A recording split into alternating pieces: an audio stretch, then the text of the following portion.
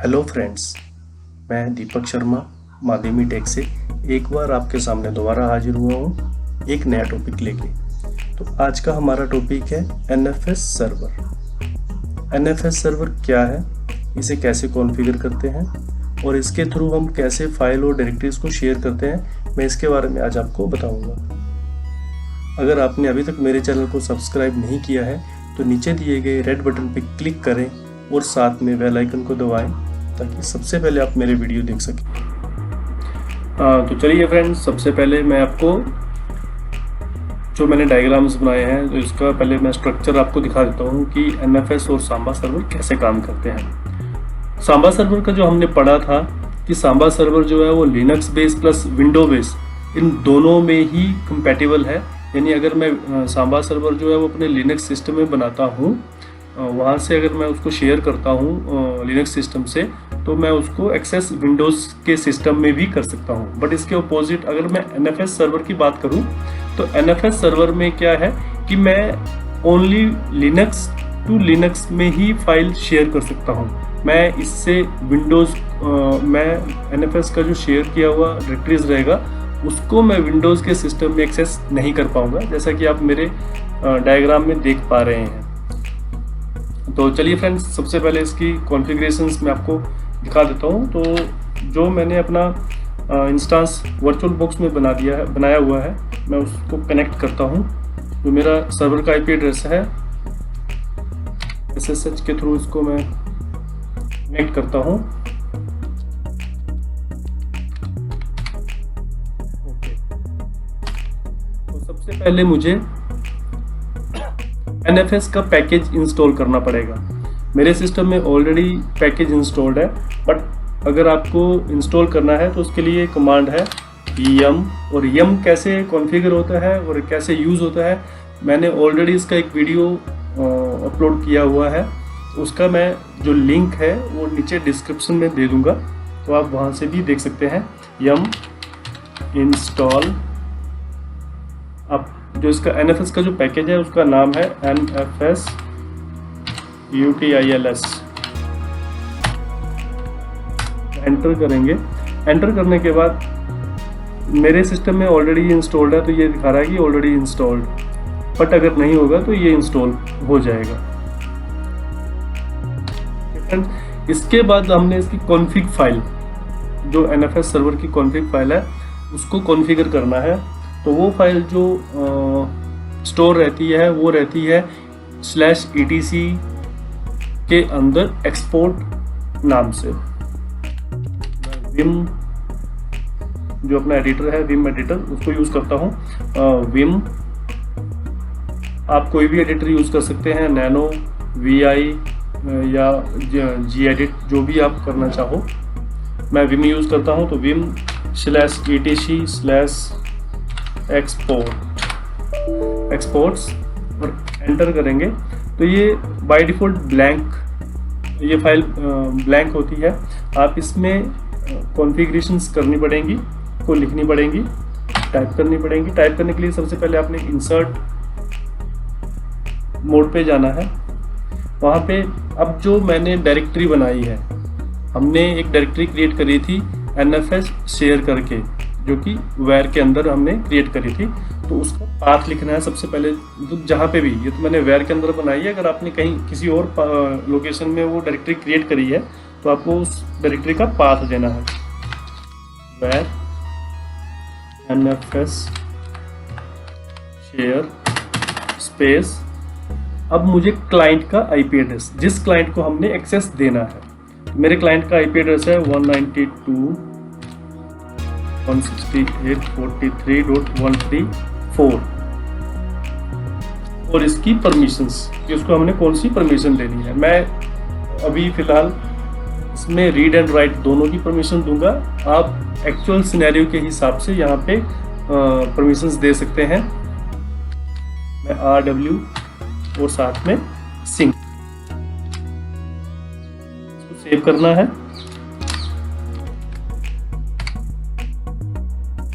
अब मेरे को NFS के लिए अपनी फायरवॉल में वो पोर्ट ओपन करना पड़ेगा, तो उसके लिए कमांड है firewall firewall cmd --add service nfs permanent। अगर आप कोई भी सर्विस को सॉरी, ये एक्चुअल में ऑलरेडी पहले से ही ओपन थी सर्विस, इसलिए ये मेरे को वार्निंग आई है कि ऑलरेडी एनेबल्ड एनएफएस। मेरा नेक्स्ट स्टेप रहेगा कि जो फायरवॉल में जो हमने एंट्रीज कर रखी हैं, जो पोर्ट ओपन करे, उनको एक बार रीलोड कर लेना है। सक्सेस। एंड उसके बाद हमें जो इसकी एससी लिनक्स, जो कि एक एससी लिनक्स का टॉपिक जब आएगा मैं आपको उस टाइम पे इसका ब्रीफली एक बार बता दूंगा। तो इसकी जो एससी लिनक्स की जो प्रॉपर्टीज़ हैं उसको मुझे बंद करना है, यानी उसको ऑफ करना पड़ेगा। तो उसके लिए उसकी कमांड है सेट एनफोर्स। वन है एनेबल और 0 मीन्स डिसेबल। तो मैं 0 करूँगा, डिसेबल कर दूंगा। अब लास्ट में मुझे अपनी सर्विस को रिस्टार्ट करना है एनएफएस की सर्वर साइड पे। systemctl restart. मेरी सर्विस इंस्टॉल हो चुकी है। अब एक फाइल में क्रिएट करता हूँ, एनएफएस शेयर का जो फोल्डर हमने क्रिएट करा था, cd where nfs, इसके अंदर ऑलरेडी एक फाइल है। तो इसके एक बार देख लेता हूँ, जिसमें हम चलो ठीक है, उसको मैं डिलीट कर देता हूँ।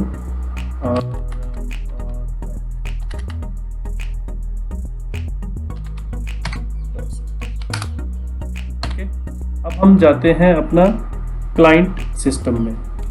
क्लाइंट सिस्टम को लॉगिन करने के लिए मेरे को दोबारा से SSH के थ्रू उसको कनेक्ट करना पड़ेगा। 134 क्लाइंट सिस्टम का पासवर्ड मुझे टाइप करना पड़ेगा। ओके, मैं लॉगिन हो चुका हूँ।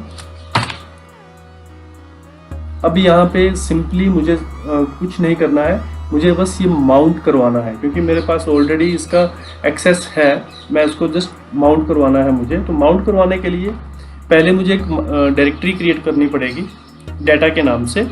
डाटा के नाम से है या जो भी आप देना चाहो, एनएफएस के नाम से देना चाहो, जो आप रखना चाहते हो, या शेयर के नाम से। तो मैं एक डायरेक्टरी क्रिएट करता हूँ, mkdir data. Already data file मेरे पास एग्जिस्ट कर रही है, तो मैं इसी में ही उसको, जो एनएफएस शेयर का जो फोल्डर है, उसको माउंट करवाऊंगा। इसके लिए कमांड है, इसमें माउंट करवाने के लिए दो टाइप से आप माउंट करवा सकते हैं। एक तो रन टाइम माउंट रहता है, एक होता है जब आप बूट के टाइम पे वो माउंट हो जाएगा। यानी एक माउंट जब भी आप रिबूट करोगे तो जो रन टाइम है वो दोबारा से आपको माउंट करवाना पड़ेगा। और जो एफएस टैब पे एंट्री करके जो माउंट होगा वो आप जब भी जितनी बार आप रिबूट करोगे वो अपने आप ऑटोमेटिकली माउंट हो जाएगा शेयर। चलिए मैं आपको रन टाइम माउंट करवा के दिखाता हूँ। माउंट सर्वर का आईपी एड्रेस 192.168.43.193 कॉलन और पाथ जो मेरे सिस्टम का था, जहाँ पे मैंने वो फोल्डर क्रिएट करा या डायरेक्टरी क्रिएट करी है, एनएफएस शेयर। कहाँ मैंने उसका माउंटिंग डायरेक्टरी क्या है, जहाँ पे मैंने माउंट करवानी है वो है डाटा। एंट्री करेंगे, mount data is already mounted. Okay, किसी दूसरी डायरेक्टरी पे क्रिएट है, तो मैं mkdir एक NFS के नाम से क्रिएट कर रहा हूँ। mkdir NFS के नाम से मैं एक डायरेक्टरी क्रिएट कर रहा हूँ। तो मुझे NFS के अंदर इसको माउंट करवाना है।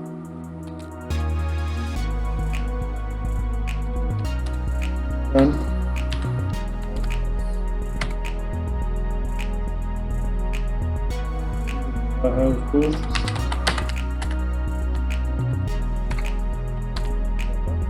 जो मैंने माउंट करवा रखा है NFS फोल्डर के अंदर अपना NFS शेयर को, उसको एक बार चेक करने के लिए मेरे पास कमांड है df-h। एंटर करूंगा तो आप ये देखेंगे कि मेरे सर्वर के IP एड्रेस के साथ में वो NFS शेयर का फोल्डर का नाम आ रहा है। 7 GB का स्पेस है, 1.2 GB यूज्ड है और 5.7 GB मेरे पास अभी यूज़ करने के लिए है। और ये कहाँ पे माउंट हुआ है? NFS फोल्डर पे, यानी /NFS के अंदर। अब मैं यहाँ पे कोई एक फाइल क्रिएट करता हूँ, cd/nfs।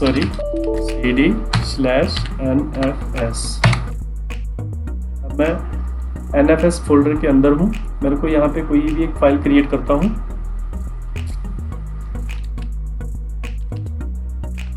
vim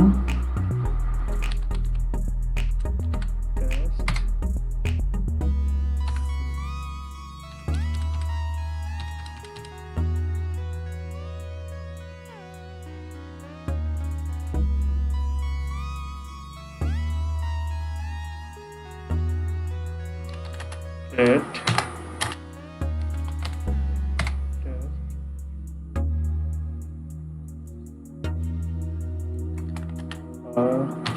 my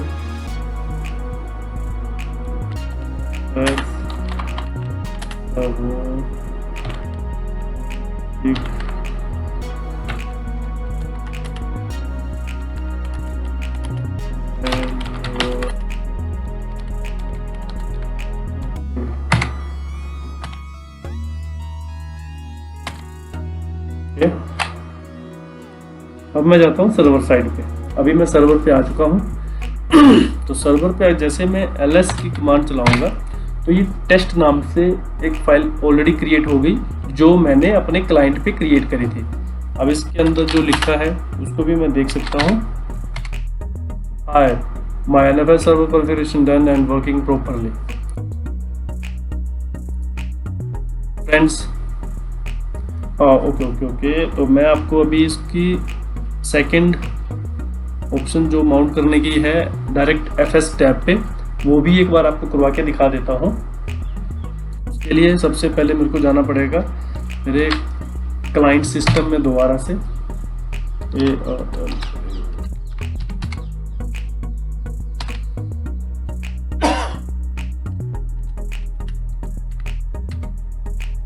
ये आप देख सकते हैं कि अभी भी ये माउंट है, तो इसको मैं अनमाउंट करवाता हूँ। u mount NFS df-h करूँगा। अभी कोई भी फाइल सिस्टम माउंट नहीं है मेरा NFS का। तो इसके लिए मेरे पास जो माउंट करना है मैंने, वो करना है FS टैब पे। यानी FS टैब पे आप जब भी माउंट करोगे, तो जब भी आप बूट करोगे, तो जब बूट के टाइम पे हमारा सिस्टम FS टैब को रीड करता है और वहाँ से जो भी उसके अंदर फाइल सिस्टम हमने कॉन्फ़िगरेशन कर रखी होगी उनको वो माउंट करवा देता है। तो उसकी है vim etc के अंदर FS tab file, vim add नहीं है, vi etc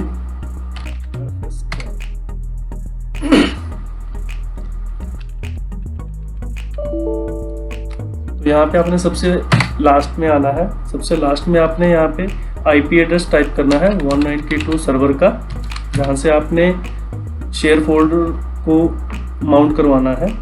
43.193 कौन सा फोल्डर है उसका पाथ देना है, कोलन के बाद में without space where NFS share, space देना है। स्पेस देके आपने माउंटिंग डायरेक्टरी का पाथ देना है जहाँ पे आपने उसको माउंट करवाना है। तो /NFS और फिर फाइल सिस्टम कौन सा है, ये हमारा NFS। और इसकी जो परमिशंस रहेंगी आप डिफ़ॉल्ट्स दे सकते हैं। डिफ़ॉल्ट्स में जो आपने कॉन्फ़िगरेशन के टाइम पे दी होगी वो वही उठा लेगा। डिफ़ॉल्ट्स 0 0। सेव करेंगे फ्रेंड्स। सेव करने के बाद आपको एक और कमांड चलानी पड़ेगी, माउंट -a यानी ऑल। माउंट ऑल यानी FS टैब के अंदर जितनी भी फाइल सिस्टम है उनको वो रीमाउंट करेगा। कोई एरर आया नहीं है, इट मीन्स ये सक्सेसफुली माउंट हो चुका है। तो इसको एक बार चेक करने के लिए df-h एंटर करोगे तो ये आप देख सकते हैं मेरा जो NFS शेयर का फोल्डर है वो ऑलरेडी माउंट हो चुका है। तो इसमें हमने एक जो टेस्ट की फाइल क्रिएट करी थी वो हम देख सकते हैं, cat NFS test, my NFS server configuration done and working properly। Thank you friends. तो ये था NFS सर्वर। अगर आपको ये मेरा वीडियो पसंद आया है तो प्लीज़ लाइक करें, और अगर कोई आप क्वेश्चन है, कोई क्वेरी है तो आप मुझे मैसेज कर सकते हैं, आप मुझे ईमेल कर सकते हैं। Thank you friends.